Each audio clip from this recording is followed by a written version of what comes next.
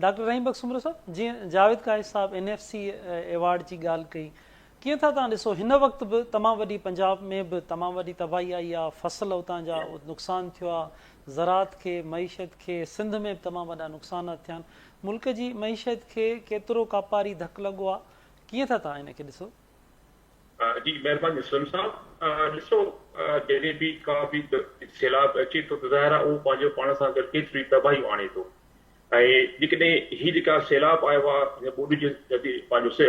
बारिशुनि जे नतीजे में, त इनखे असां कंपेयर कंदा जेको 2022 में ॿोॾि आई हुई उनजे मुक़ाबले में तक़रीबन जेको आहे 33% घटि आहे। हिन जो इंटेंसिटी या जी शिदत जेका आहे न उहो 33% घटि आहे, पर पोइ बि हिन जा जेके मुआशी नुक़सान आहिनि उहे तमामु घणा आहिनि। ठीकु आहे, जेके हिन मुआशी नुक़सान खे ॾिसंदासीं त तक़रीबन सैलाब जेके हिन वक़्तु ताईं $2 अरब जो नुक़सान थी चुको आहे हिकु अंदाज़े मुताबिक़। तव्हां सोचो $2 अरब तमामु वॾो अमाउंट आहे पाकिस्तान जे हवाले खां। हाणे जेके असां हिनखे मुख़्तलिफ़ शोबनि जे हवाले खां ॾिसंदासीं त असांखे ख़बर पवंदी त केॾो नुक़सान थी चुको आहे। हुन में जेको पहिरियों शोबो आहे ज़रई शोबो आहे। ॾिसो पाकिस्तान जी 60% जेका आबादी आहे उहो ज़रात सां लाॻापियल आहे, त इन ज़रात में जेके जेतिरो वधीक नुक़सान पवंदो आहे ओतिरी वधीक जेका तव्हांजी आम इंसान जेको हारी आहे उहो मुतासिर थींदो। हिन वक़्तु मां तव्हांखे ॿुधाईंदो हलां त हिकु नई जेका तहक़ीक़ थी आहे उन मुताबिक़ तक़रीबन अधु आबादी पाकिस्तान जी अधु आबादी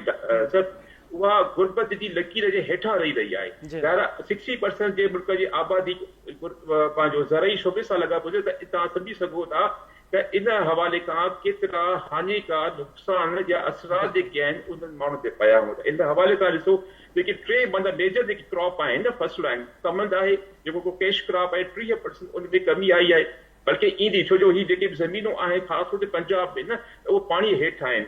जेको उन खां चांवरनि जी जेका में तक़रीबन 60% जेका उहो कमी अची सघे थी इन सैलाब जे करे। इन खां अलावा कपह जी जेका उहो 35% उन में नुक़सानु थींदो। ऐं इन खां अलावा ॾिसूं था त इहे जेके हारी नारी आहिनि इन जो घणो जेको ज़िंदगी गुज़र सफ़र त उहा जानवरनि जी पालना थी थींदो आहे। तक़रीबन 6000 जानवरनि जो मौत थी चुको आहे। ऐं इन खां अलावा पंजाब जेका इलाइक़े में तक़रीबन 13 लख एकड़ ज़मीन जेका उहा पाणी जे हेठि आहे। ऐं इन खां अलावा ॾिसूं त कहिड़े ख़ासि तौर ते बहावल नगर जेको आहे उहो जेको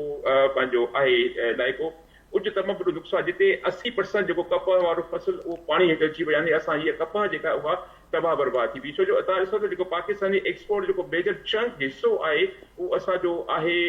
यानी इहा पंहिंजो गारमेंट्स आहे जेको असां ॿाहिरि मोकिलींदा आहियूं। लेकिन उन बुनियादी जेके 80% तव्हांजो हिकिड़ो एॾो नुक़सानु थी वञे त ज़ाहिर आहे इन जो इम्पेक्ट अॻिते हली करे तव्हांजे एक्सपोर्ट ते बि ज़रूरु पवंदो। ऐं उन खां अलावा त इहो बि अंदाज़ो लॻाए थो कि ग्रास डोमेस्टिक प्रोडक्ट GDP आहे त उन में तक़रीबन 29 बेसिस पॉइंट घटि थी वेंदी। ऐं जंहिंजे करे असां जेका ज़रई ग्रोथ आहे जेका एग्रीकल्चर ग्रोथ आहे उन में बि तक़रीबन उहो 2.2 खां घटि थी करे 1.1% तक़रीबन 1% उन में बि कमी ईंदी। त ज़ाहिर इन सां छा थींदो त मुआशरे में तव्हांजे इलाइक़े में जेका अञा जेका असांजी बेरोज़गारी आहे उहा अञा वधी वेंदी। ऐं ॿियो जेको शोबो अहम शोबो आहे उहो आहे मवासिलात में ॾिसो त ट्रांसपोर्ट जे बदले में तक़रीबन $333 मिलियन जो नुक़सानु थी चुको आहे जेको आहे इन बोर्ड जे सिलसिले नतीजे में। ऐं तक़रीबन 661 जेके किलोमीटर रोड नुक़सानु थी वियो आहे, ब्रिजिस तबाह थी वेंदो आहे। हाणे अचां पोइ लाहौर खां 2 ॾींहं अॻु में त जॾहिं जलालपुर जे वेझो पुगासीं त असांखे हेठि लाहियो वियो हुतां, छो जो उते जेको आहे न इहो जेको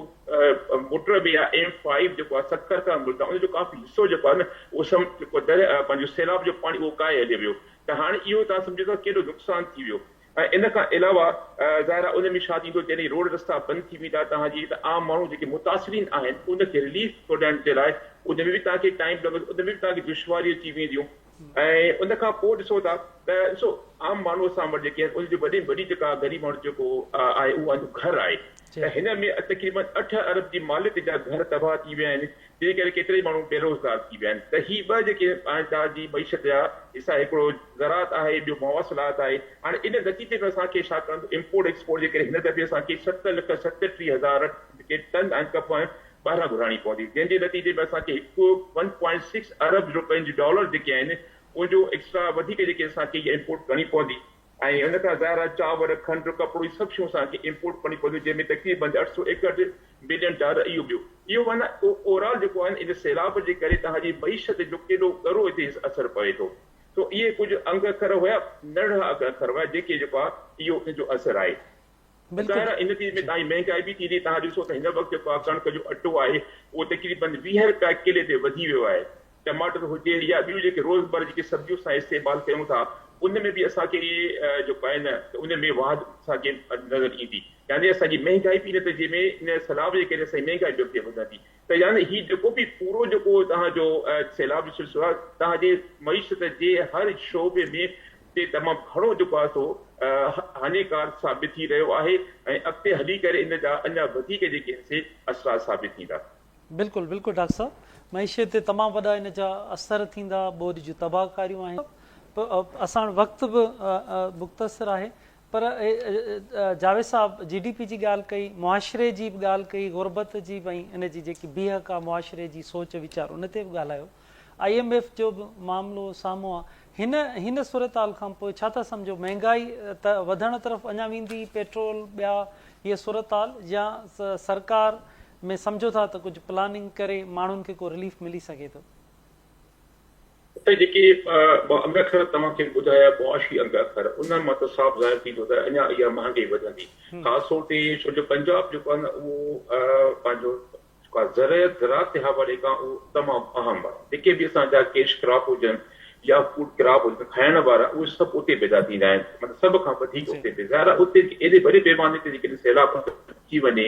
ऐं उहे सभु जेकी ज़मीनूं आहिनि पाणी जे हेठि अची वञे त ज़ाहिर उहो सॼो जेको फ़सुलु आहे तव्हां तबाह थी वेंदो त ज़ाहिर उहो जॾहिं तबाह थी वेंदो त ज़ाहिर पोइ उन जो नतीजो इहो निकिरंदो त सब्जियूं या आम वाह जूं शयूं जेके आहिनि उहे महांगियूं थी वेंदियूं इंफ्लेशन त ज़रूरु ईंदी इन सां त पोइ हाणे इंफ्लेशन मूं तव्हांखे ॿुधायो त तव्हां जेके मार्केट में वञी वञो ॾिसो त तव्हांखे मुख़्तलिफ़ शयूं जेके आहिनि उहे या त घटि थी वियूं आहिनि या उहे महांगियूं थी वियूं आहिनि मां तव्हांखे मिसाल ॾिनो जीअं अञा ॿोॾि थियो ई कोन माना जेको आहे त जल्दी में जेको आहे न अटे जी क़ीमत जेका उहा 100 रुपए खां वधी करे 120 का वधी वई जेको नंढो मिसाल आहे सां गॾु ॿियूं शयूं बि काफ़ी जेके आहिनि से उहे महांगियूं थी वियूं आहिनि त बहरहाल